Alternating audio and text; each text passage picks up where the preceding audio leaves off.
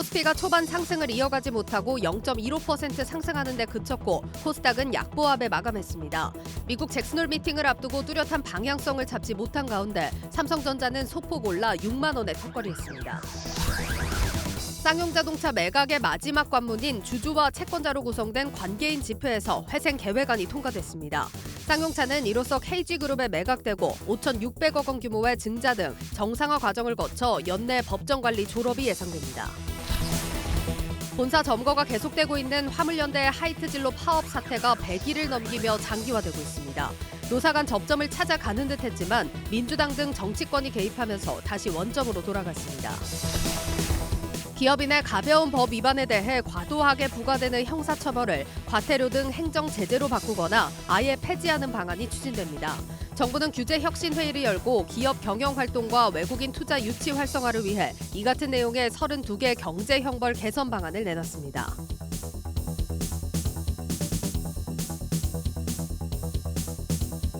파월 의장의 연설을 앞두고 폭풍 전야 같은 하루였습니다. 문영민 기자와 증시 상황부터 진단합니다. 문 기자, 우리 증시 오늘 혼조세로 마감을 했는데 외국인들이 신기하게도 계속 유입이 됐어요. 맞습니다. 오늘도 외국인의 순매수세가 좀 도드라졌는데요. 네. 벌써 9거래일째 연속으로 사들이고 있습니다. 오늘은 외국인과 기관이 함께 사들였는데요. 1,300억 원, 1,000억 원 각각 사들였습니다. 반면 개인은 3거래일 연속으로 현재 팔아치우고 있고요. 오늘 순매도 금액은 2,500억 원에 달합니다. 아무래도 오늘 증시 상승의 배경을 한번 살펴보니 간밤 발표된 미국 경제 지표가 생각보다 좋게 나왔다라는 식으로 시장이 받아들인 것 같습니다. 예. 2분기 미국의 국내 총생산 이 성장률 잠정치는 마이너스 0.6%를 기록했는데요. 이전에 발표하는 이 속보치가 마이너스 0.9%였으니까 조금 개선됐다고 본 겁니다.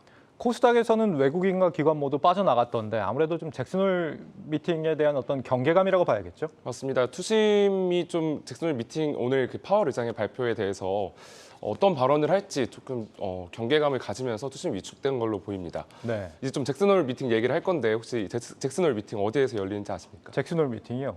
뭐 잭슨홀에서 열리니까 잭슨홀 미팅이라는 건 알겠는데 미국 어딘가에 있지 않을까요? 맞습니다. 그 미국의 와이오밍 주라는 곳에서 열리는데요. 네. 이 잭슨이라는 도시 안에 분지 지형인 잭슨홀에서 열립니다. 제가 좀 방송을 하기 전에 잭슨홀 여행 영상을 좀 살펴봤는데 네. 저는 대단한 호텔이나 좀 연회장에서 열릴 줄 알았는데 생각보다 작은 오두막에서 이 잭슨홀 미팅이 열렸고요. 또 근처에 그랜드 티턴이라는 국립공원이 있어서 아마 좀 회의를 하다가 좀 머리가 지끈지끈할 때 그런 초록 색깔들을 보면 기분이 좋을 것 같습니다. 그런 휴양지라는 게 그런 이유였군요. 맞습니다. 저는 홀이라고 해서 정말 무슨 무대, 연회장 이런 건 줄 알았는데 잭슨 홀이라는 지명이 있는 거였군요. 네. 잭슨 홀이라는 분지. 맞습니다. 예, 알겠습니다. 이게 연준의 어떤 연례 행사 가운데에서는 사실 제일 큰 행사 아닌가요? 맞습니다. 이 잭슨홀 미팅이 국내외 증시나 시장에 미치는 영향은 꾸준히 지속됐습니다. 네. 우선 전 세계 주요국 중앙은행 총재는 물론이고요. 좀 유명한 경제학자들도 참석을 해서 이 각종 경제 정책에 대해 논의를 나눕니다. 지금껏 이 자리에서 나온 발언들이 전 세계 이 경제 시장에 미치는 파급력이 대단했는데요. 특히 지난 2005년 당시 인도 중앙은행 총재인 나구람 라잔이 글로벌 금융위기 가능성을 언급한 이후 실제 2008년 금융위기가 현실화되면서 주목을 받았습니다. 한편 이 잭슨홀 미팅은 그의 경제 현안에 따라 주제가 정해지는데요. 올해는 경제와 정책에 대한 제약 조건 재평가를 주제로 개최가 되고요. 해당 주제에 대해 각국 중앙은행들이 어떤 정책적 방향으로 접근할지 논의가 이뤄지기 때문에 이 전 세계적인 통화 정책 기조를 이번에 확인할 수 있을 것으로 보입니다. 네. 라구람 라잔이 여기서 금융위기 가능성을 언급하기도 했고 또 그 이후에 2010년에 벤 버냉키 전 연준 의장이죠. 이 양적 완화 가능성 여기서 시사를 하면서 이때부터 이 통화 정책에 어떤 힌트를 주는 자리로 이때부터 이 투자자들한테 인식이 되어온 것 같습니다. 그런 의미에서 오늘 파월 연준 의장이 여기서 어떤 말을 할지 다들 관심을 기울이고 있는데 여기에 따라서 미국 증시 굉장히 크게 영향을 받을 수도 있겠습니다. 어떻게 좀 전망이 되고 있습니까? 맞습니다. 오늘 밤 11시에 당장 이제 파월 의장이 경제 전망이라는 주제로 발표에 나섰지만 시장은 이 경제 전망이라는 주제에 대한 발표보다는 네. 앞뒤로 해서 나오는 이 파월 의장의 발언에 조금 더 주목하는 모습이었습니다. 이 파월 의장이 통화 정책과 관련한 매파적 발언을 한다면 달러와 강세로 우선 이어질 수가 있고요. 이에 따라서 원화가 상대적으로 약세, 받으면서 원달러 환율은 상승을 하겠죠. 그러면 이제 외국인 투자자가 우리 증시나 신흥국 증시에서 자금을 빼는 경향이 있을 수 있습니다. 그러면 지금까지 좀 올랐던 이 코스피나 코스닥이 다시 한번 출렁일 수 있다는 점에서 시장은 현재 주목을 하고 있고요. 예. 그럼에도 또 증권업계에 다른 분석도 있습니다. 뭐 이전 7월 FOMC 회의에서 말했던 대로 여러 가지 경제 지표들을 보면서 인플레이션 조절 속도, 그러니까 금리 인상 속도를 조절하겠다라는 발언을 했는데 이번에도 그 정도 수준의 발언에서 그칠 수 있다라고 좀 안도 섞인 목소리를 내놓기도 했습니다. 네. 또 뭐 이날 우리 시간으로 오늘 밤이죠. 9시에 미국에서 또 지표들이 나오잖아요. 어떤 게 맞습니다. 나옵니까? 오늘 밤 9시, 그러니까 발표가 있기 2시간 전에 미국의 개인 소비 지출 지표가 나오는데요. 이 미국의 7월 개인 소비 지출 지수 전망치는 4.7% 수준입니다. 이제 이 전망치에 부합을 하거나 조금 더 하회한다면 시장은 다소 안도감을 보여줄 것으로 보입니다. 네. 실제 연준은 이 CPI보다도 PC 물가를 기준으로 어떤 통화 정책을 결정하는 기준으로 삼기 때문에 이 부분 또 눈여겨봐야겠습니다. 어제 또 중국이 대대적인 부양책을 하나 내놨죠. 이 영향도 좀 궁금합니다. 어떻습니까? 맞습니다. 중국이 최근에 제로 코로나로 인해서 손실된 경제를 개선하기 위해서 100조 원에 가까운 경기 부양책을 내놨는데요. 이 대부분이 금융과 또 부동산 및 인프라에 좀 집중이 돼 있었습니다. 네. 이 중국의 양적 완화에 따라서 위안화는 달러화 대비 약세로 돌아설 가능성이 크고요. 결국 달러화 강세는 우리 원화의 상대적 약세로 이어질 수 있습니다. 즉 이번 중국의 조치는 원달러 환율 상승을 자극시키고 또 우리 증시에서 외국인 투자자가 자금을 빼는 요인이 될 가능성이 있습니다. 다만 중국의 대규모 경기 부양책의 수혜를 받는 일부 종목을 위주로 주가 상승이 지속될 것으로 보입니다. 대표적으로 중장비 및 건설 관련주가 있는데요. 실제로 중국의 부양책 발표 이후 중국의 판매법인 4곳을 운영하고 있는 이 현대두산인프라코어는 오늘 하루에만 15% 상승했고요. 현대건설기계 역시 7.9% 올랐습니다. 네, 그렇군요. 다음으로 오늘 문 기자가 준비한 섹터 또 어느 쪽입니까? 오늘은 저PER 종목들을 가져왔습니다. 네. 제가 어제 좀 재밌게 본 보고서가 하나 있는데요. 이 하이투자증권에서 나온 보고서입니다. 현재 상황이 2000년대 초와 좀 비슷하다라고 분석을 하면서 그때도 이제 저PER 주가 크게 관심을 받고 당해 이제 주가가 많이 올랐다 이런 이유로 올해 역시 저PER 주를 관심 있게 봐야 한다라는 분석을 내놨습니다. 예. 일례로 롯데칠성이 2001년도 현재와 비슷한 상황에서 주가가 그 초에는 15만 원 정도였거든요. 근데 또 연말에 54만 원까지 올라섰습니다. 그게 이제 저PER 주로 어떤 매력도가 부각됐다는 이유에서입니다. 예. 또 이 증권업계는 올해 역시 아까 말한 대로 이 밸류에이션을 기준으로 종목을 선별하는 전략은 올해 특히 유효하다라는 분석을 내놨습니다. 네. 저PER 쉽게 말하면 이제 실적 대비 주가가 좀 저평가된 종목을 찾아봐라 이런 건데 어떤 종목이 있습니까? 대표적으로 정유주를 얘기할 수 있겠습니다. 이 올해 정유주는 원자재 가격 상승과 더불어서 수요가 굉장히 폭증하고 있는데요. 이에 따라 실적이 크게 향상될 것으로 보입니다. 이 정유 대장주인 S-오일의 올해 영업이익 전망치는 4조 5,198억 원으로 1개월 전보다도 올랐고요. 3개월 전 3조 2,551억 원보다 크게 늘었습니다. 이렇게 실적 예상치가 높아지고 있지만 S-오일의 이 올해 PER 예상치는 3.97배에 불과합니다. 현재 코스피 평균 PER이 10배인 것을 감안을 하면 좀 낮다고 볼 수가 있는 거죠. 이렇게 밸류에이션 매력이 높아지자 주가는 지난 17일부터 8거래일 연속으로 상승 마감했고요. 같은 정유주로 분류되는 GS 역시 올해 PER 예상치가 1.85배로 낮은 수준이고 또 증권업계는 철강주도 저PER 매력이 현재 부각되는 종목이라고 설명을 했습니다. 실제로 동국제강과 대한제강의 PER은 각각 1.98배, 2.22배 수준이었습니다. 네. 이번 잭슨홀이 끝나면 다음 주에는 뭘 주목해야 될까요? 다음 주는 아까 말씀드린 대로 여러 좀 주목할 만한 경제 지표들이 발표가 됩니다. 네. 우선 당장 8월 30일에 미국 6월 주택가격 지수가 발표되고요. 이어서 31일에 미국 6월 민간 고용 지표도 나옵니다. 또 우리나라에서는 31일 이 산업활동 동향이나 무역 지수가 나오기 때문에 이 국내 경제 성장 수준을 확인할 수 있는 척도가 될 것으로 보입니다. 이어서 또 2일에는 한국 8월 소비자 물가 동향이 발표됐고요. 또 아무래도 많은 투자자분들이 관심 있게 보는 건 이제 9월 2일부터 4일간 개최되는 유럽 가전전시회 이파 2022가 아닐까 싶습니다. 네. 여기에 삼성전자나 LG전자도 참여를 해서 이 신제품이나 또 신기술을 시연한다고 하니 좀 관심 있게 보면 좋을 것 같습니다. 네. 잘 들었습니다. 증시 프리즘 문영민 기자였습니다.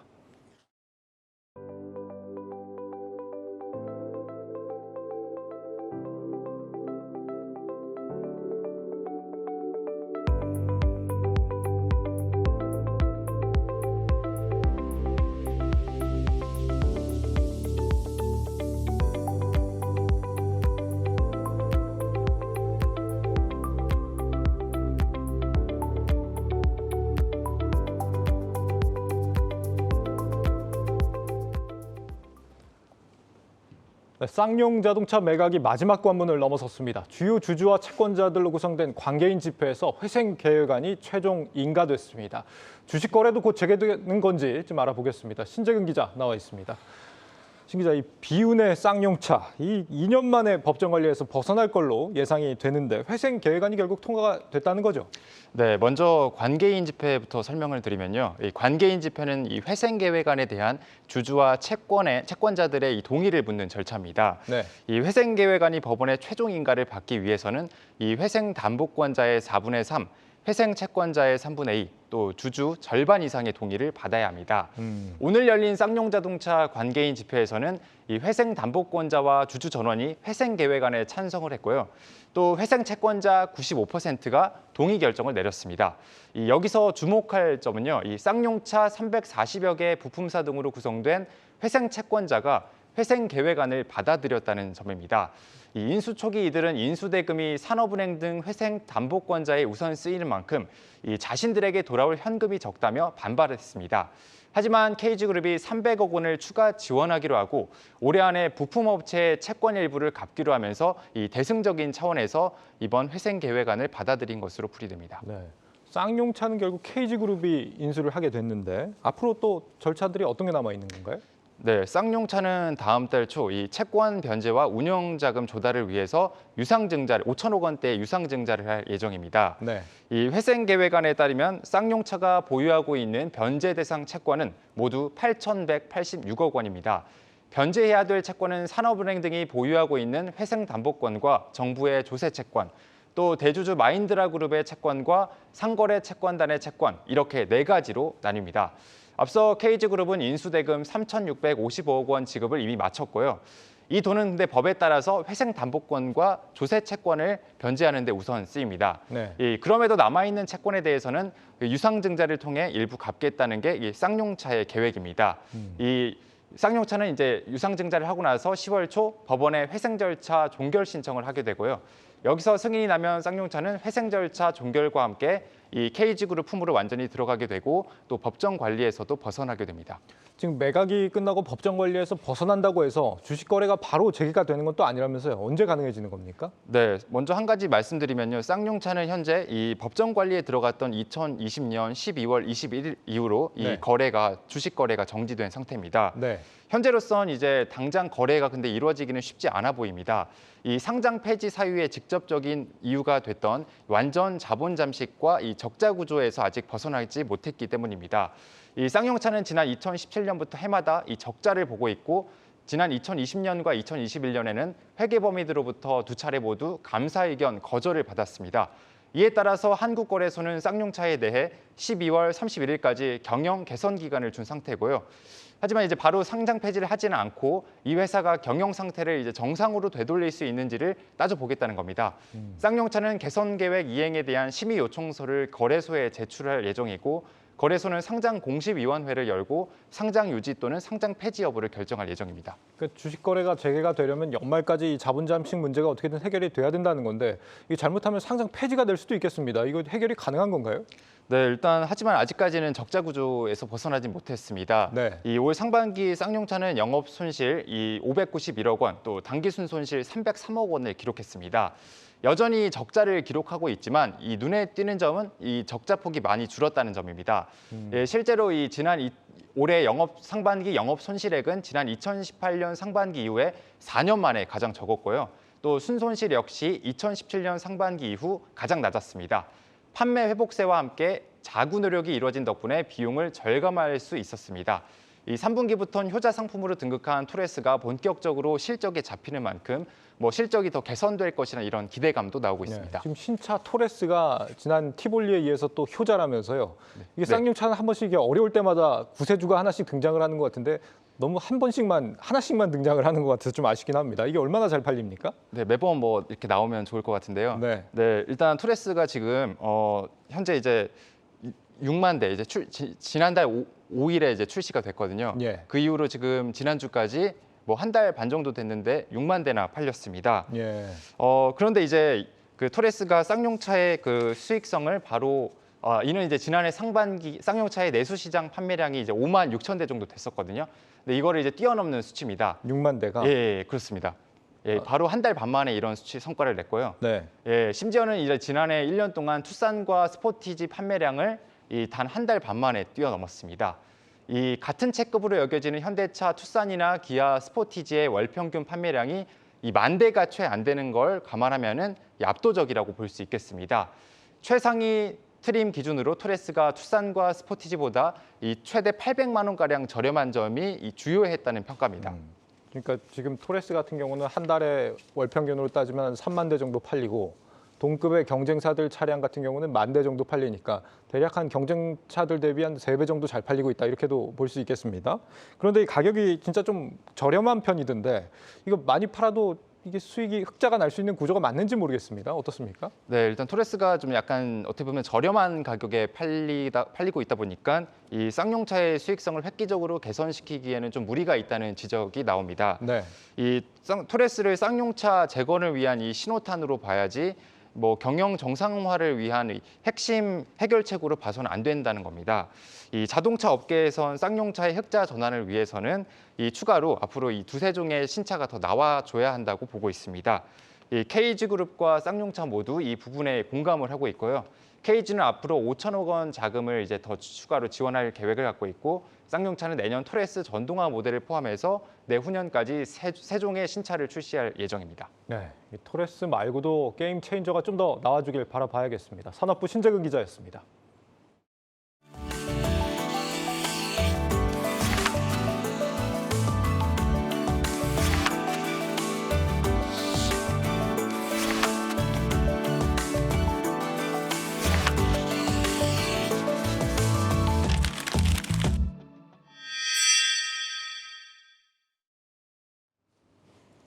네, 얼마 전 뱅크 오브 아메리카가 이 장기 투자 유망주 리스트에서 구글을 빼고 메타 플랫폼을 추가해서 화제가 됐죠. 메타버스 사업의 미래를 생각하면 지금이 아주 싸게 살 수 있는 기회라는 겁니다. 때마침 국내에서도 게임사들을 중심으로 메타버스에 대한 구체적인 사업 계획들이 속속 공개되고 있습니다. IT바이오부 임동진 기자와 함께 자세하게 살펴보도록 하겠습니다. 임 기자, 우선 이번에 주목을 받은 게 컴투스였습니다. 어제 이 메타버스 사업에 대해서 좀 공개를 했는데 지금 뭐 메타버스 하면은 제페토가 바로 떠오르거든요. 네. 어떤 차이점이 있을까요? 이 제페토의 경우에는 지금 타깃 연령층도 10대 후반에서 20대 초반, 초중반 정도로 낮게 설정돼 있고요. 예. 또 뭐 커뮤니티 아니면 또 브랜드 광고, 공연 등 놀이나 엔터테인먼트 위주로 지금 위주입니다. 하지만 이 컴투스가 준비하는 컴투버스의 경우에는 실제 생활 그대로 옮겨온 서비스를 선보일 계획입니다. 기업들이 입주할 수 있는 오피스, 또 컨퍼런스를 할 수 있는 공간으로 올해 시범 운영을 시작해서요. 2024년 1분기에는 일반 유저들이 쇼핑하고 즐길 수 있는 공간까지 만들겠다는 겁니다. 이를 위해서 건축 분야의 전문가죠. 유현준 홍익대 교수를 CEO로 영입했는데요. 현실과 가상현실을 보다 정교하게 융합한다는 목표입니다. 또 이용자들이 스스로 메타버스 사회를 이끌어가는 이 형태로 발전시키겠다는 계획인데요. 이와 관련해서 이경일 컴투버스 대표의 말을 들어보겠습니다. 향후에 저희 사용하는 유저분들에게 시민권을 부여할 생각입니다. 이를 통해서 컴투버스는 지금 현재 컴투버스가 본 사업을 진행을 하고 있지만 컴투버스가 소유한 공간이 아닌 한두 사람 또는 한두 개의 기업에 의해서 운영되는 것이 아니라 많은 이용자들이 직접 정책과 방향, 생태계를 운영하게 될 것입니다. 예, 그러니까 엔터 위주가 아니라 실제 생활을 그대로 옮겨올 예정이다. 뭐 그런 측면에서 실제 건축 전문가를 영입했다는 게 또 굉장히 인상적입니다. 네. 뭐 컴투스 메타버스 형식에 대해서는 조금 이해가 됐고 다른 게임사들도 이 메타버스 관련해서 뭐 계속해서 발표를 내놓고 있는 상황이죠. 네, 이 당장 다음 달 1일에 넥슨의 메타버스를 만나볼 수 있습니다. 넥슨의 경우 이제 메이플 스토리가 대표적인 게임인데요. 이 게임을 활용한 메타버스를 기획하고 있습니다. 이 수년간 누적된 게임 리소스를 활용해서 누구나 본인만의 월드를 직접 만들어 공유하고 또 다른 사람들과 함께 플레이할 수 있는 서비스입니다. 넷마블 역시 대표적이죠. 이 모두의 마블을 사용하는데요. 이 가상 세계에서 건물을 올리고 다른 유저들과 부동산 거래할 수 있는 메타버스 게임을 연내 출시할 예정입니다. 크래프트의 경우에도 크리에이터가 콘텐츠를 생산해 돈을 버는 것에 집중한 메타버스를 제페토의 운영사 네이버 제트와 협력해서 2023년 출시를 목표로 개발 중입니다. 사실 이제 글로벌 시장에서도 메타버스 기업이라고 하면은 뭐 로블록스, 마인크래프트, 뭐 포트나이트인가요? 이런 식으로 네. 대부분 다 이제 게임사들을 중심으로 이런 개발이 이루어지고 있는 걸로 보이거든요. 어떻게 보면 가장 좀 사업이 좀 기존에 하던 것과 제일 맞닿아 있기 때문이다 이렇게도 볼 수 있겠습니다. 아무래도 이 메타버스가 로블록스를 통해서 이제 붐이 이렇게 일어난 것처럼 메타버스 산업의 성장은 게임이 원동력이 될 것이란 분석이 많이 나옵니다. 이 태생부터 가상 공간을 기반으로 하고 있다는 점 외에도 대규모 이용자들을 동시에 한 공간에 모아서 서비스를 제공하고 플레이를 할 수 있도록 한 기술, 또 게임 내 재화 판매, 유저 간 아이템 거래에 대한 노하우도 이미 갖고 있기 때문에 게임사들로는 유리한 점이 많은 것이 사실입니다. 또 앞서 넥슨이나 이 넷마블의 메타버스에서 보듯이 자사의 대표 게임 IP를 활용하기 때문에 기존 유저들을 가져갈 수 있다는 강점도 있습니다. 네, 그런데 올해 들어서는 이 메타버스가 그렇게 주목을 받지 못하고 있습니다. 사실 지난해까지만 해도 메타버스라는 표현만 등장하면 주가가 막 폭등하고 그랬었는데 말이죠. 네. 현재 이 관련 종목들 주가 어디에 위치해 있는지 저희 고영욱 기자가 분석을 해봤는데 한번 들어보겠습니다. 고 기자, 주가가 요즘 어떻습니까? 네, 기업들이 이렇게 너도나도 메타버스 사업에 뛰어들고 있는데 관련 펀드나 주가는 영 신통치 않습니다. 먼저 국내 메타버스 관련 기업들을 묶어 만든 4대 ETF의 주가 현황을 보시겠습니다. 자, 모두 지난해 11월 18일에서 19일 무렵 고점을 찍고 이날을 기준으로 40% 이상 하락했습니다. 잘 나가던 메타버스 ETF에 제동을 건 거는 글로벌 금리 인상입니다. 실제로 국내 메타버스 ETF가 처음으로 큰 폭의 하락을 겪었던 지난해 11월 22일 미국 금리 인상에 대한 불안감으로 글로벌 메타버스 대장주로 꼽히는 로블록스가 10% 이상 급락했습니다. 메타버스는 미래 성장 가능성을 보고 투자하는 성장주인데 금리가 오르면 그만큼 현재의 가치가 떨어지기 때문입니다. 특히 국내 메타버스 ETF 구성 종목을 보면 게임사가 많습니다. 메타버스와 더불어서 당시에 이제 주가를 끌어올렸던 놀면서 게임하기로 하죠. 플레이투원, P2E가 규제 논란을 빚었고 또 신작 부진과 개발자 연봉 인상 등의 그 복합적인 이유로 시장 기대에 못 미치는 실적을 냈습니다. 결국 메타버스 ETF에 영향을 미쳤는데요. 이들 회사의 주가는 많게는 3분의 1 토막까지 내려갔다가 최근에 다시 회복세를 보이고 있습니다. 메타버스 관련주로 언급되던 대표적인 개별 종목들도 한번 보겠습니다. 네, 지금 메타버스를 구현하는 데 필요한 인공지능이라든지 아니면 영상 특수 효과라든지 이런 기술들을 갖고 있는 소프트웨어 회사들인데요. 보시는 것처럼 주가 상황이 지금 별로 좋지 않습니다. 그렇다면 이런 메타버스가 관련주들의 주가가 앞으로 어떻게 될까요?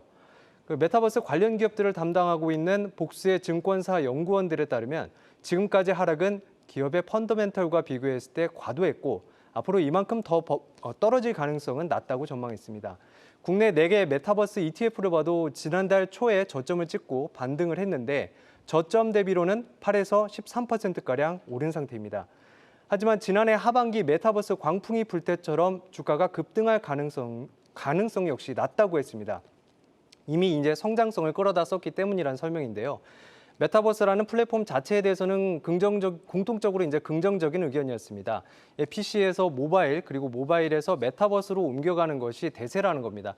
다만 이제 관련해서 앞으로 주가가 상승하려면 AR과 VR 같이 그 하드웨어적인 기업들이 뚜렷한 실적을 낼 것이라고 분석을 했습니다. 지금까지 메타버스 관련 기업들에 대한 주가 흐름에 대해서 정리해드렸습니다. 네, 고 기자 잘 들었습니다. 사실 이 게임사들 같은 경우는 원래부터 하던 사업이니까 그렇다 쳐도 메타버스 하드웨어 장비를 만드는 업체들 같은 경우는 아직까지 뭔가 좀 제대로 구현이 되거나 뭐 실적이 드러난 게 없기 때문에 약세장에서 좀 유독 좀 취약했던 게 아닌가 싶거든요. 맞습니다. 앞서서 증권사들 전망대로 당분간 관련주들이 급등할 가능성도 낮다고 하고 로블록스 같은 기업들 보면은 고점 대비 사실 30% 이상 빠져 있는 상황이거든요. 네네. 이런 상황만 보자면 사실 메타버스 산업의 인기 자체가 좀 식은 게 아니냐 하는 네. 의구심도 가질 수 있을 것 같아요. 어떻습니까? 일단 이 구글의 검색량을 볼 수 있는 구글의 트렌드 검색을 한번 분석을 한번 보겠습니다. 네. 글로벌 메타버스 검색량은 지난해 10월에 치솟아서 1월에 고점을 찍은 이후에 점차 하락세를 보여주고 있는데요. 보시면 이 6월 말부터는 그래도 안정기에 접어든 모습입니다. 컴스버스 이경일 대표는 이와 관련해서 이런 현상은 신산업에 늘 일어나는 일이고 이제는 트렌드에서 산업화, 현실화 단계에 진입하고 있는 것으로 판단한다. 네, 이렇게 말하기도 했습니다. 네, 이번에 로블록스 주가를 한번 보겠습니다. 현재 6월 저점에 대비해서 거의 2배 가까이 올라왔는데요. 이 로블록스에 대한 기대감이 꺾이지 않은 것은 활성 사용자가 증가하고 있기 때문입니다. 이 로블록스의 2분기 일별 활성 사용자는 5,220만 명으로 지난해 같은 기간보다 21% 늘었습니다. 돈나무 언니로 불리죠. 이 캐시우드 최고 경영자가 이끄는 아크 인베스트먼트의 아크 이노베이션 ETF는 이번 달 들어 14만 주 이상의 로블록스 주식을 매수하기도 했습니다. 지금 그래서 관심을 가져야 하는 게 바로 메타버스를 더 실제처럼 만들어주는 장치, 그러니까 뭐 디바이스 측면입니다. 지금 메타버스 산업 성장을 사실 가로막고 있는 게 이 부분이라고 해도 좀 과언이 아닐 것 같은데 지금 어떻게 좀 준비가 돼가고 있습니까? 이 메타버스 말씀하신 것처럼 메타버스를 이제 살리기 위해서는 생태계가 상당히 중요하죠. 뭐 컨텐츠 부분도 중요하고 같이 들어오는 기업도 중요하고 이 디바이스 부분도 중요한데요. 네. 이 플랫폼들이 공통적으로 추구하는 것이 이용자들이 자유롭게 콘텐츠를 만들어서 그걸 거래하도록 하겠다. 네, 이런 시스템을 구축하겠다. 이게 목표입니다. 네. 장기적인 성장을 위해서는 참여자를 계속 늘려가고 또 붙잡아둘 수 있는 그런 시스템이 필요하기 때문입니다. 또 디바이스의 경우에는 이 메타의 최고 경영자죠. 마크 저커버그가 어제 차세대 헤드셋을 10월에 출시한다고 밝혔는데요. 새로운 헤드셋은 사람의 눈과 얼굴을 실시간으로 추적해서 제가 쓸 경우 웃거나 찡그린 얼굴을 하면 그대로 제 아바타 표정에 반영시킬 수 있다고 합니다. 앞으로 더 현실감 있는 메타버스를 체험할 수 있을 것으로 기대되고 있습니다. 알겠습니다. 이렇게 세계적으로 메타버스 도입이 한창인 상황에서 우리나라 같은 경우는 찬물을 끼얹는 소식도 들리고 있는 것 같습니다. 정부가 메타버스를 게임으로 분류해서 규제를 하려고 한다면서요? 네, 최근 국무조정실과 문체부, 과기부가 메타버스에 대한 정의를 어떻게 내릴 것인가를 두고 논의를 했는데요. 네. 게임 요소가 아무래도 메타버스라는 그 플랫폼 안에 있기 때문에 어떻게 정의를 해야 되나, 어떻게 분류해야 하나 이게 쟁점이었습니다. 앞서 지난달에 게임물관리위원회가 네이버 제페토에 게임물 등급 분류를 안내해서 논란이 됐는데 그 연장선 상에서 이루어진 겁니다. 업계는 메타버스를 게임으로 분류할 경우에는 게임산업법을 적용해야 하기 때문에 가상자산 경제 시스템을 적용하기 어렵다. 이 부분을 우려하고 있습니다. 게임하면서 돈을 버는 일명 P2E 게임을 국내에서 서비스할 수 없는 것과 같은 맥락인데요. 정부는 다음 달에도 회의를 열고 계속 이 부분에 대해 논의할 예정입니다. 네, 완전히 새로운 세상이 열리는데 정책 만드는 분들의 사고방식은 아직 좀 구시대에서 벗어나지 못하는 것 같습니다. 임동진 기자였습니다.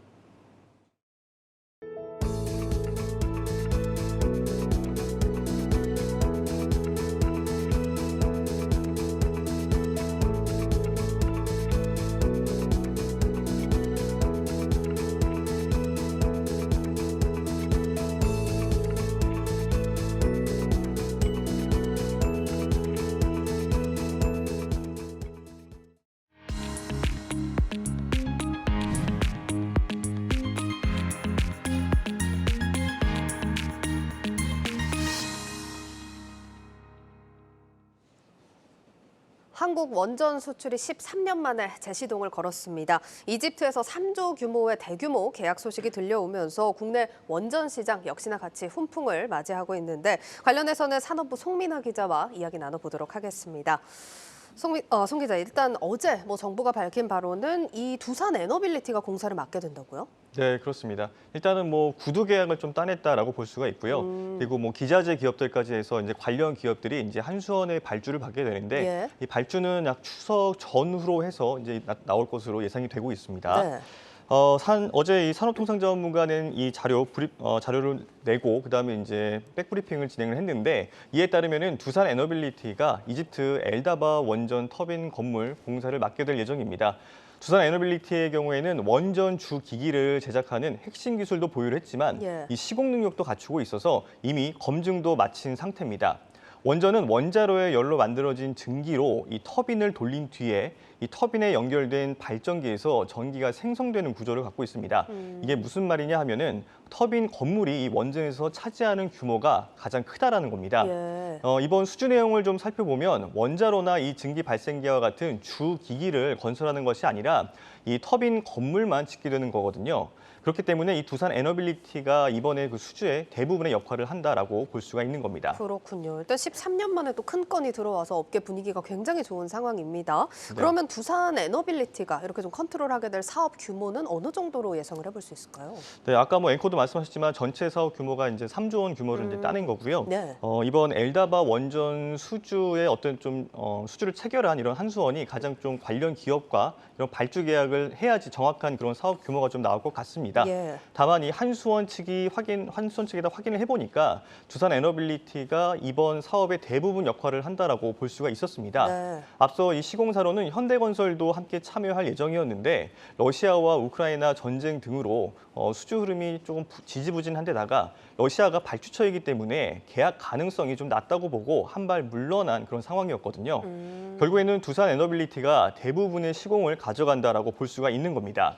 이상 없이 이 두산 에너빌리티가 계약을 진행을 하고 또 1200메가와트급 원전 4기에 대해서 터빈 건물 등 80여 개 건물과 구조물을 건설한다라고 하면은 조 단위의 계약도 가능할 것으로 전망이 됩니다. 네. 사업 기간은 올해 국내 기업 발주부터 시작을 하면은 오는 2029년까지 약 7년가량입니다. 그렇군요. 뭐 들어보니까 현대건설 입장을 좀 생각을 안 해볼 수가 없을 것 같은데 이번 두산 에너빌리티 수주가 좀 아쉽겠다 이런 생각도 드는데요. 네, 좀 그렇게도 볼 수 있는 상황일 것 같습니다. 네. 대신에 이제 현대건설은 원전 시장에 좀 전망이 더 밝은 그런 중동 시장에 좀 집중을 할 것으로 보입니다. 예. 중동은 이 현대건설이 워낙에 털을 좀 잘 닦아놓은 그런 곳이기 때문에 이 현대건설 입장에서 선택과 집중을 택한 것으로 좀 풀이가 되고 있습니다. 최근 유가가 뛰면서 재정이 풍부해진 중동 국가들이 대형 프로젝트 발주를 꾸준히 진행할 것이라는 전망이 나오고 있는데요. 현대건설은 중동 플랜트 사업 입찰에 적극적으로 나설 계획인 것으로 좀 전해지고 있고요. 이와 함께 중동 이외의 그런 대형 프로젝트 수주를 위한 물밑 작업도 좀 적극적으로 나서는 것으로 알려지고 있습니다. 알겠습니다. 일단 두산 에너빌리티 이번 수주가 향후 또 체코 폴란드 원전 수주의 강력한 모멘텀이 될 거다 이런 평가가 나오는 만큼 또 앞으로 더 기대를 해보도록 하겠습니다.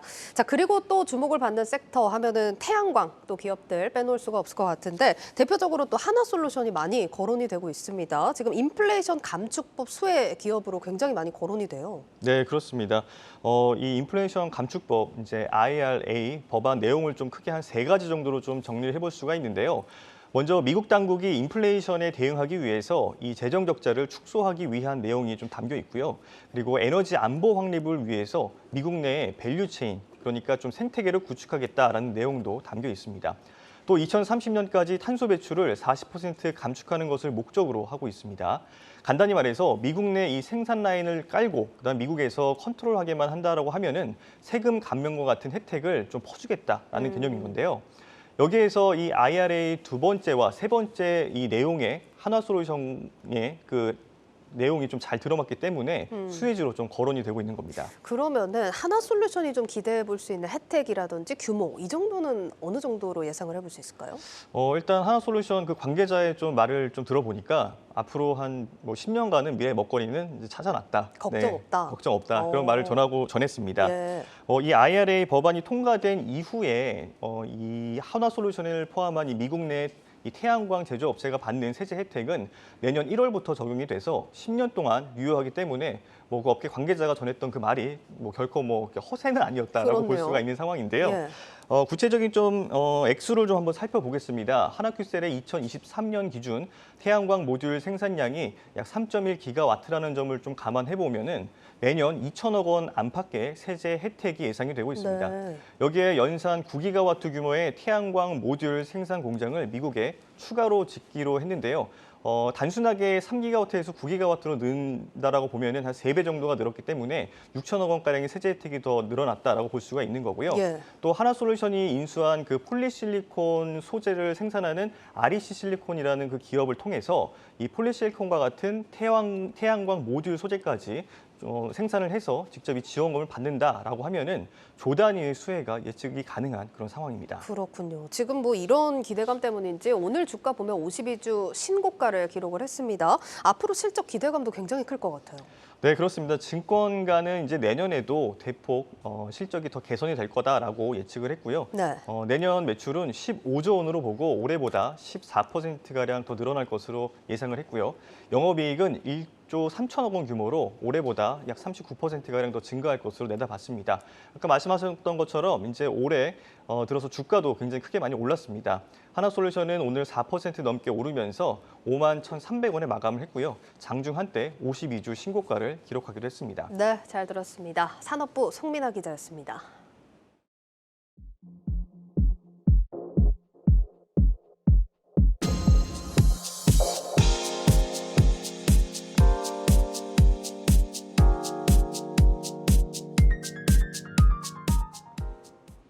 화물연대 하이트진로 파업 사태가 100일을 넘기고 있습니다.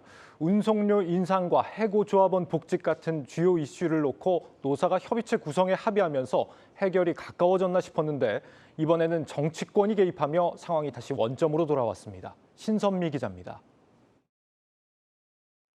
운송료 인상 등을 요구하며 100일 넘게 파업하고 있는 하이트진로 농성장에 민주당 의원들이 잇따라 방문했습니다. 중지에 나선 건데 오히려 정치권의 개입이 사태를 더 꼬이게 하고 있다는 지적이 나옵니다. 실제 며칠 전만 해도 하이트진로와 화물연대 간에는 협의체를 구성해 최대 쟁점을 중심으로 논의하기로 합의하는 등 갈등이 해결될 조짐을 보였습니다. 특히 운송료 인상과 해고조합원 복직 등 노사 양측의 입장 차이가 컸던 주요 안건을 조율해 타협점을 찾기로 했다는 점에서 파업 사태 후 맺은 첫 결실입니다. 하지만 민주당과 진보당 의원, 을지로위원회 소속 의원들이 잇따라 하이트진로에 방문해 노조 편을 들면서 모든 게 다시 원점으로 돌아왔습니다. 화물연대 측이 돌연 하이트진로 측과 합의키로 했던 주요 쟁점 외에 모든 안건을 수용해달라고 입장을 바꾸면서입니다. 이에 업계 관계자는 정치권의 개입이 오히려 사태 해결은커녕 협상을 방해하고 있다며 노사 갈등에 또다시 불을 붙인 셈이란 지적입니다. 화물연대 문제 해결을 위해서 당사자 간에 협상을 하고 있는데 정치권의 개입에 의해 가지고 화물연대의 기대 심리가 높아지지 않았나 생각합니다. 이 문제 해결에 장애 요인이 되지 않나. 이처럼 불법 시위 현장에 정치권이 개입하면서 사태의 근본적 해결 유도보단 상황을 더 악화시킨 건 이번이 처음이 아닙니다. 올 초 택배 노동자들이 CJ 대한통운의 본사를 불법 점거하며 농성을 벌일 때도 정치권이 개입해 사측을 압박한 바 있습니다. 당시에도 얽히고 설킨 원하청 구조를 손질하지는 못하고 근본적 해결책 없이 미봉책으로 넘기며 갈등의 불씨로 남아 있습니다. 이런 가운데 민주당과 정의당은 손해배상 청구 소송을 남발하지 않게 일명 노란봉투법 제정도 추진하고 있습니다. 현재 국회 환경노동위원회에 계류 중인데 민주당안은 파업에 대한 손해배상액의 상한선을 두고 있습니다. 정의당안은 더 나아가 파업으로 인한 손해배상 청구 자체를 막는 내용입니다. 한국경제TV 신섬입니다. 정부가 과도한 경제 형벌 규정 32개를 폐지하거나 손질하기로 했습니다. 최근 기업들이 대외 변수로 전례 없는 위기에 내몰리는 상황에서 정부가 과도한 경제 형벌이 기업의 경영 활동을 위축시키거나 외국인 투자에 방해가 되지 않도록 조정을 하겠다는 건데요. 자세한 내용 세종시 전민정 기자 연결해서 들어보겠습니다. 정 기자, 오늘 윤석열 대통령이 주재한 첫 번째 규제 전략 혁신 회의에서 이 같은 과제가 발표가 된 거죠. 네, 맞습니다. 기획재정부와 법무부가 공정거래위원회와 산업통상자원부 등 10개 부처소 간의 32개 경제형벌 조항에 대해 비범죄화, 합리화 방안을 마련했습니다. 그러면 구체적으로는 어떤 식으로 경제형벌을 고치겠다는 겁니까? 네, 좀 더 쉽게 설명을 하자면요. 먼저 비범죄화는 말 그대로 형사처벌을 하지 않겠다는 겁니다. 경제활동과 관련해서 비교적 가벼운 법 위반의 경우에는 벌금이나 징역형과 같은 형벌 대신에 과태료를 내게 하는 행정제재로 바꾸는 건데요. 형사적 처벌이 이뤄지는 경우에는 재산형으로 벌금이 부과되기도 하는데 벌금을 내야 할 경우에는 이제 과태료만 내도 되는 겁니다. 과태료도 법을 어긴 경우에 내지만 질서 유지가 목적이기 때문에 벌금과는 다르게 형벌적인 성격을 띠지 않습니다. 즉 전과 기록이 남지 않는다는 차이가 있습니다. 네, 그러니까 비교적 가벼운 법 위반 같은 경우는 형벌 수위를 낮춰준다 이런 내용인 건데 구체적으로 어떤 경제 형벌 사례들을 좀 들어볼 수 있을까요? 네, 공정거래법상 단순 신고 의무를 위반한 경우 적용하던 형벌 규정을 완화하기로 한 것이 대표적입니다. 대기업 지정에 속하는 회사가 지주회사 설립 또는 전환 신고를 하지 않거나 거짓으로 한 경우에 지주회사 또 사업 내용 보고서를 제출하지 않거나 거짓으로 한 경우, 또 마지막으로는요, 주주의 주식 소유 현황이나 채무부정 등 재무 상황을 신고하지 않은 경우가 여기에 해당이 되는데요. 기존에는 이런 경우에 1억 원 이하의 벌금을 부과했었는데 앞으로는 총수는 1억 원 이하, 임직원은 1,000만 원 이하의 과태료만 물립니다. 단순히 신고나 공시 의무를 위반했다고 전과 기록이 남는 일은 이제 없어지는 거죠. 예, 그렇군요. 그리고 재계에서는 사실 대기업 집단 지정을 위해서 공정위에 제출해야 하는 자료를 누락해서 검찰에 고발이 되고 재판까지 받는 사례들도 종종 있었지 않습니까? 이 부분 개선하기 위한 논의는 없었나요? 네, 이거는 대기업 지정 자료 제출과 관련된 형벌 개선은 현재 기재부와 법무부로 구성된 TF에서 아직 논의를 하고 있습니다. 사실상 이번 개선 과제로 선정된 조항들이 기업과 기업인의 발목을 잡는 핵심 규제와는 거리가 있다는 평가가 지금 나오고 있는데요. 지난 2016년과 2020년에 이혜진 네이버 글로벌 투자 책임자와 김범수 카카오 의장이 대기업 집단 지정 과정에서 공정거래위원회의 계열사 현황을 누락해 검찰에 고발이 됐는데요. 결국 수년간의 재판 끝에 고의성이 없다는 무죄 처분을 받았지만 적지 않은 기회비용을 감당해야만 했습니다.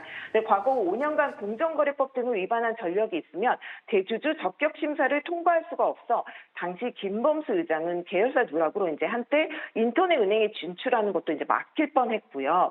또 총수가 제출해야 할 친족 관련 자료 범위가 넓어서 자료를 누락할 우려가 큼에도 정부가 이를 가만히 두지 않고 지나치게 높은 제재를 가한다, 이런 지적도 있는데요. 신격호 롯데그룹 창업주가 2015년에 외손녀가 남편 회사에 수백만 원을 투자한 사실을 신고 누락해서 공정위가 조사한 뒤에 검찰에 고발된 사례가 대표적입니다. 이에 공정위는 공정거래법 시행령을 개정을 해서 총수가 수집해야 할 제출 대상과 직결된 친족 범위를 조정해 주기로 했는데요. 이 사안 역시 TF에서 추가 논의될 것으로 보입니다. 알겠습니다. 지금까지 사례들은 경제 형벌의 비범죄화에 해당하는 것들이고, 그러면 합리화 방안을 마련한다, 이 내용도 살펴볼까요?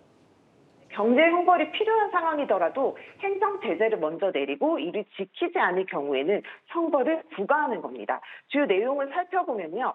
사업자가 납품업체의 다른 사업자와 거래를 하지 못하도록 방해한 경우에 현재는 무조건 2년 이하의 징역 또는 1억 5천만 원 이하의 벌금이 부과되는데요. 앞으로는 행정제재인 과징금이나 시정명령으로 처벌을 하고, 그래도 여전히 거래 방해 행위가 계속될 경우에 형벌을 부과하게 됩니다. 또 현재 오염물질을 불법 배출해서 사람을 죽거나 다치게 한 경우에는 모두 무기 또는 5년 이상의 징역형을 부과하게 돼 있는데요. 하지만 정부는 이런 처벌 수준이 과도하다고 보고 다치게 한 경우, 즉 상해의 경우에는 무기 또는 3년 이하의 징역으로 낮춰주기로 했습니다. 알겠습니다. 그런데 사실 경제 형벌 완화는 이 측면은 사실 법 개정 사항이지 않습니까? 야당이 우호적으로 받아들일지 상황이 어떻습니까? 네, 맞습니다. 정부가 오늘 발표한 1차 개선 과제는 대부분 법을 바꿔야 하는 사안이고, 우리 정부는 올해 안으로 이런 법들을 개정하겠다고 했는데요. 그러나 야당 의원 수가 여당 의원 수보다 많은 이런 여소야대 정국에서는 국회에서 기업인에 대한 형벌을 완화하는 개정안에 대해 야당이 반대할 가능성이 큽니다. 즉 국회 통과가 어렵다는 얘기인데요. 때문에 정부는 기본적으로 정부 시행령을 고쳐야 되는 거는 시행령으로 개정으로 하고, 법률을 고쳐야 될 부분은 연말까지 정부가 입법안을 마련해서 국회에 제출하겠다는 구상입니다. 또 당초 재개 요구가 많았던 공정위 현장 조사 거부나 방해 행위에 대한 형사처벌을 낮추는 내용도 이번 과제에는 포함되지 않았는데요. 이 역시 야당에서 공정위 현장 조사를 무력화시킬 수가 있고, 또 기업들의 증거 인멸 우려가 있다며 이미 반대 입장을 투명한 사안이기 때문에 향후 TF에서 2차 개선 과제로 논의될지는 미지수입니다. 네, 지금까지 정부 세종청사에서 전해드렸습니다.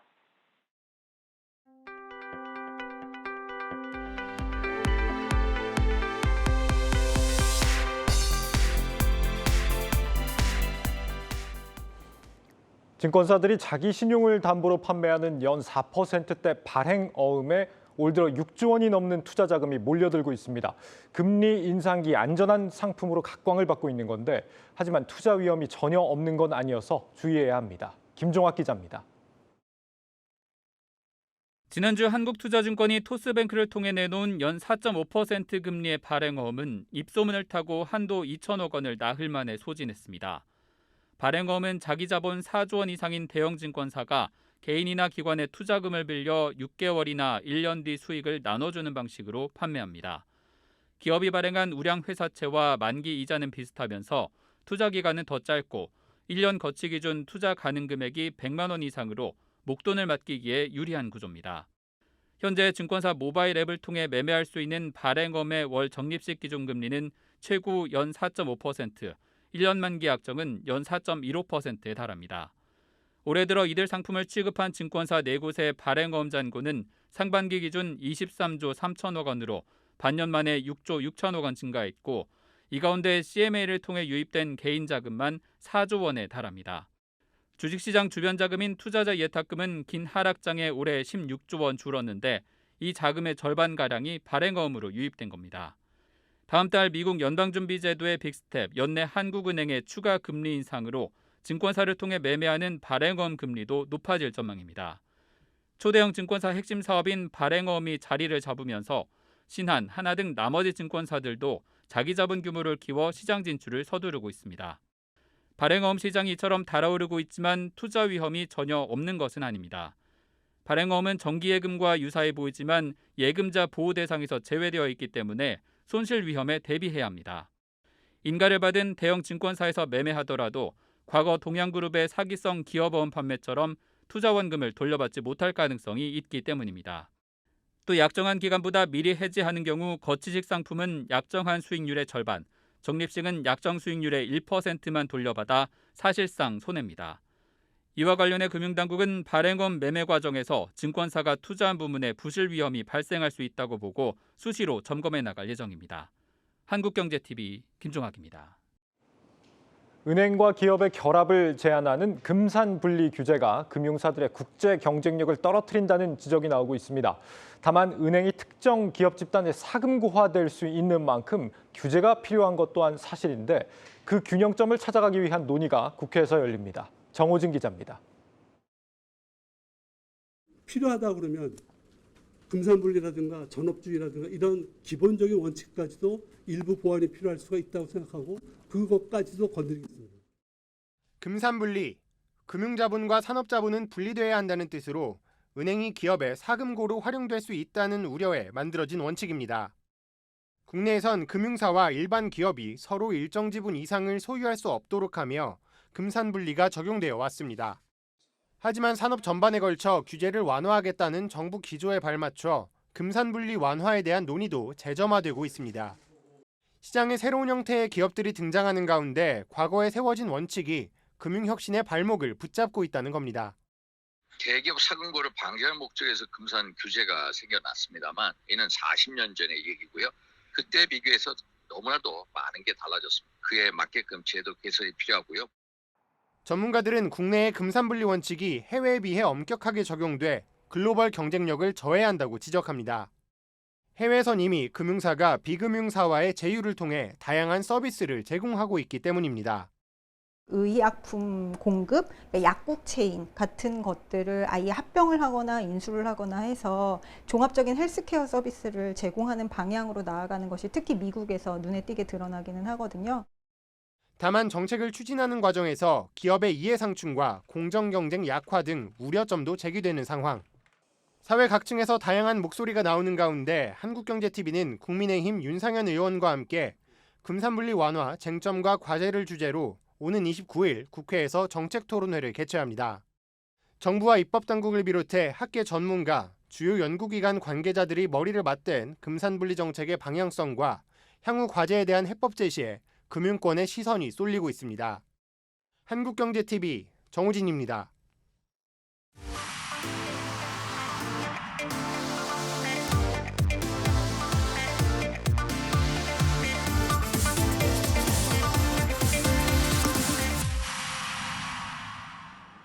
고 웨스트 시간입니다. 글로벌 콘텐츠부 이지호 기자 나와 있습니다. 이 기자 어서 오세요. 오늘 키워드 바로 또 보겠습니다. 네. 오늘은 노선 바꾼 중국입니다. 네, 뉴욕 증시 주요 지수가 전날에 이어서 이날도 일제히 상승하는 모습을 보였습니다. 네. 제롬 파월 미국 연방준비제도 의장의 잭슨홀 미팅 연설을 앞두고 여러 전망이 있지만 경제 지표가 대체로 긍정적으로 나오고 있고요. 그러면서 파월 의장이 기존과 크게 다르지 않은 발언을 내놓을 거다, 이런 쪽에 무게가 실리고 있기 때문입니다. 특히 간밤에 특징적이었던 게 알리바바가 8% 가까이 오르는 등 중국 기업들이 급등하는 모습을 보였는데 예. 키워드처럼 노선을 바꾼 중국의 행보에 영향을 받았습니다. 중국이 노선을 바꿨다. 어떤 얘기입니까? 일단 중국의 경기 부양책이 뉴욕 증시가 상승하는 데 영향을 미쳤습니다. 중국은 1조 위안, 그러니까 우리 돈으로 약 195조 원 규모의 경기 부양책을 발표했는데요. 예. 정책 금융에 대한 지원을 확대하고 주로 인프라에 투자하는 데 초점이 맞춰졌습니다. 헨리 앨런 도이체방크 애널리스트는 이에 대해서 중국의 대규모 인프라 투자안이 글로벌 경기 침체에 대한 우려를 어느 정도 달래고 또 증시 부양에 힘을 더했다, 이렇게 분석했습니다. 그렇군요. 중국이 이런 쪽으로 노선을 계속해서 잡고 있는 것 같은데 왜 이런 정책을 좀 계속해서 내놓을까요? 네, 일단 사실 불과 몇 달 전까지만 하더라도 아시겠지만 중국은 제로 코로나 정책을 좀 고수를 해왔습니다. 네. 그런데 이제 경기 침체가 가시화되자 이를 극복하기 위해서 봉쇄 조치를 조금씩 풀면서 방역 강화해서 경기 부양으로 노선을 바꾸고 있는 상황인데요. 실제로 GDP 성장률을 보시면 중국의 2분기 GDP 성장률은 0.4%를 기록했는데 코로나19 초기였던 2020년 1분기 마이너스 6.8%를 기록한 이후 가장 낮은 수준이었죠. 경기 부양책이 나오자 직접적인 수혜를 받을 것으로 보이는 중국 기업들은 물론이고요. 대중국 수출에 대한 기대감까지 퍼지면서 세계의 경기 침체의 불안감을 달랜 겁니다. 그렇군요. 일단 시장 입장에서는 정말 다행이다라고 할 수 있는 사안인 것 같은데 여기에 이제 미국과 중국에서 회계 감독권 갈등이 있었는데 이것도 좀 해결될 조짐이 보인다면서요? 네, 일단 기사 하나를 먼저 준비를 했습니다. 현지 시간 25일 나온 월스트리트 저널의 기사인데요. 제목에는 미국과 중국이 뉴욕 증시에 상장된 중국 기업의 회계 감독권에 관한 합의에 근접했다, 이렇게 돼 있습니다. 또 이렇게 되면 뉴욕 증시에서 퇴출되는 중국 기업이 줄어들 것이다라고 덧붙였죠. 근데 회계 감독권에 관한 합의라는 건 이게 정확하게는 어떤 내용입니까? 네, 일단 미국은 미국 증시에 상장된 모든 기업들의 미국 상장기업 회계감독위원회, 그러니까 PCAOB에게 회계 감사를 받도록 하고 있습니다. 네. 하지만 중국은 국가 안보를 이유로 정부의 승인 없이는 자국회사가 외국의 회계를 포함한 모든 정보를 제공할 수 없도록 하고 있습니다. 이에 미국이 2013년에 중국 기업에 특례를 두는 협정을 체결했고요. 중국 기업은 그간 예외를 인정받았습니다. 하지만 2020년 초에 중국판 스타벅스로 불리던 루이싱 커피가 3억 달러 규모의 매출을 부풀린 게 발각이 되면서 회계의 불투명성 문제가 불거졌고 결국 당시 대통령이었던 도널드 트럼프 미국 전 대통령은 중국과 협정을 파기하고 2020년 12월에 외국회사 책임법이라는 것을 통과시켰습니다. 네. 이 법은 미국에 상장한 모든 외국 기업이 PCAOB에게 직접 회계 감사를 받도록 하고 3년 연속으로 이를 거부하면 상장 폐지 명단에 올리는 게 핵심입니다. 그러니까 지금까지 이제 미국에 상장된 중국 기업들 상장 폐지 우려가 꽤 컸잖아요. 이런 우려가 좀 불거졌던 게 이 부분의 연장선에서 계속해서 벌어지고 있었던 일이 어떤 거네요? 네, 맞습니다. 실제로 중국 기업이 퇴출되는 시점은 2021년부터 3년 연속, 그러니까 2021년, 2022년 또 2023년 보고서를 내재하는 게 확정되는 2024년 초입니다. 네. 중국 기업은 사전에 리스크를 줄이기 위해서 자진해서 상장 폐지를 결정하기도 했는데요. 네. 대표적인 게 중국판 우버로 불리는 디지추싱이고 이어서 중국 국영 석유 회사인 중국 석유 화공그룹과 자회사인 상하이 석유화공, 또 중국 석유, 중국 알루미늄, 중국 생명 등 국영 기업 5곳도 포함이 됩니다. 지금까지 총 162개 중국 기업이 상장 폐지 명단에 올랐는데요. 알리바바를 비롯해서 웨이보, 바이두 같은 중국의 대표 기업들이 여기에 포함되어 있거든요. 예. 그런 만큼 중국 기업의 주가 변동성이 커지고 있던 상황이었습니다. 그러니까 그동안 중국 기업에 투자하셨던 분들 우려가 굉장히 컸겠어요. 네, 맞습니다. 사실 본토나 홍콩 증시에 동시에 상장된 기업들 같은 경우는 상장 폐지가 확정이 된다고 해도 미국 주식을 홍콩 주식이나 본토 주식으로 전환하는 선택지가 있습니다. 예. 전환 조건이 물건이나 당시 환율 등에 따라서 일정 부분 손실이 있을 수는 있지만 최악의 상황은 면할 수 있는데요. 하지만 미국 증시에만 상장된 기업들은 모든 손실을 투자자가 떠안을 수밖에 없습니다. 글로벌 큰손들은 이미 중국 기업의 주식을 대거 처분하고 있는 중인데 손정혜 사장이 이끄는 일본 소프트뱅크는 알리바바 지분을 처분해서 약 44조 원의 현금을 확보했고요. 중국 기업에 집중적으로 투자했던 세계 최대 헤지펀드인 브리지워터도 최근 알리바바와 JD.com, 네디즈, 빌리빌리, 디디글로벌의 주식을 전량 처분했습니다. 네, 어쨌든 뭐 합의에 관해서 좀 우호적인 소식이 전해졌다니까 굉장히 다행인 상황인데 어떤 식으로 그러면 좀 합의가 이루어졌습니까? 중국이 노선을 좀 바꿨는데요. 네. 중국은 미국에 상장된 자국 기업의 정보를 홍콩으로 보낼 수 있도록 허용할 방침입니다.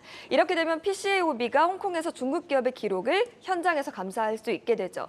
미국이 중국 기업의 회계 정보에 대한 완전한 접근성을 보장받았다고 판단이 돼야 최종적으로 합의가 이루어질 것으로 보입니다. 그러면은 좀 우회하는 대안을 좀 선택을 한 것 같은데 최종적으로 합의가 이루어진다면 어떤 기업들 좀 수혜를 예상해 볼 수 있을까요? 일단 뭐 말씀드렸던 상장 폐지 이슈에 더해서 중국 정부의 정책을 중심으로 대응하는 것이 바람직하다 이런 분석이 나오는데요. 네. 중국은 경기 부양책의 일환으로 빅테크 규제를 완화하기 시작했거든요. 최근에 중국 국가인터넷정보판공실은 인터넷 업계의 건전한 발전을 지지한다면서 규칙을 적용하지만 의욕적인 창업 분위기를 조성하겠다고 밝히기도 했죠.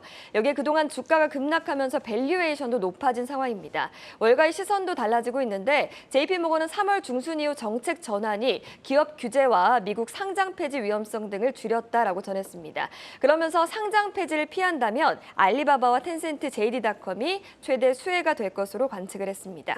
이 외에도 뭐 또 다른 유망한 기업들이 있을까요? 네, 제프리스는 경제력이 급격하게 성장할 것으로 보이는 Z세대가 온라인에서 많은 시간을 소비한다는 점을 들면서 알리바바를 수혜주로 꼽았고요. NH증권 역시 중국 당국이 중앙정치국 회의에서 인터넷 플랫폼 산업 정상화 추진을 언급했다면서 텐센트와 중국의 음식 배달업체 메이투안을 추천 종목으로 제시했습니다. 또 이번 중국의 인프라 투자에서 가장 큰 부분을 차지하는 게 신재생에너지인데요. NH증권은 친환경 차와 2차 전지 부분의 강점을 가진 BYD와 태양광 시장에서 우위를 가진 용기 실리콘을 유망하다고 보고 있습니다. 네, 잘 들었습니다. 고웨스트 글로벌 콘텐츠부 이지우 기자였습니다.